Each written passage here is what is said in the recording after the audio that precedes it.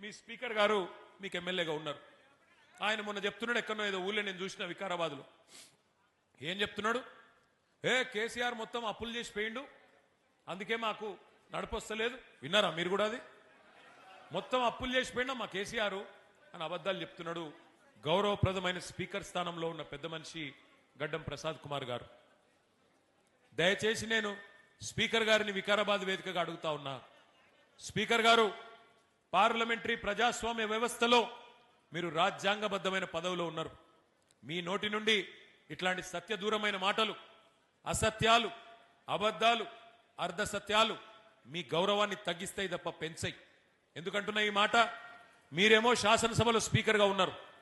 నిండు పార్లమెంటులో కేంద్ర ప్రభుత్వం చెప్పింది, ఆర్బీఐ లెక్కలు తీసుకొని, రిజర్వ్ బ్యాంక్ ఆఫ్ ఇండియా దగ్గర, కాగ్ దగ్గర లెక్కలు తీసుకొని, ఇట్లనే మీలాగనే అనుమానం వచ్చి ఒక భారతీయ జనతా పార్టీ పార్లమెంట్ సభ్యుడు ఆయన అడిగిండు పార్లమెంట్లో కేంద్ర ప్రభుత్వాన్ని, తెలంగాణలో కేసీఆర్ చేసిన అప్పు ఎంత, కేసీఆర్ ప్రభుత్వం చేసిన అప్పు ఎంత అని చెప్పి ఒక బీజేపీ ఎంపీ అడిగిండు.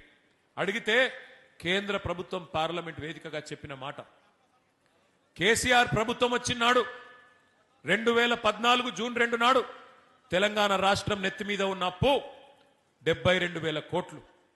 కేసీఆర్ గారు దిగిపోయినాడు డిసెంబర్ 3, 2023 తెలంగాణ నెత్తి మీద ఉన్న అప్పు 3,52,000 కోట్లు. అంటే కేసీఆర్ గారు 10 ఏళ్లలో చేసిన అప్పు 2,80,000 కోట్లు. సంవత్సరానికి 10 ఏళ్లకు 2,80,000 కోట్లు అంటే సంవత్సరానికి సగటున 28,000 కోట్ల అప్పు. కానీ స్పీకర్ గారు ఏం చెప్తున్నాడు, 8 లక్షల కోట్ల అప్పు అయిపోయింది. ఇంకొక ఆయన డిప్యూటీ సీఎం గారు 9 లక్షలు అంటాడు, ఇంకొక ఆయన 10 లక్షలు అంటాడు. నోటికి ఎంతొస్తే అంత.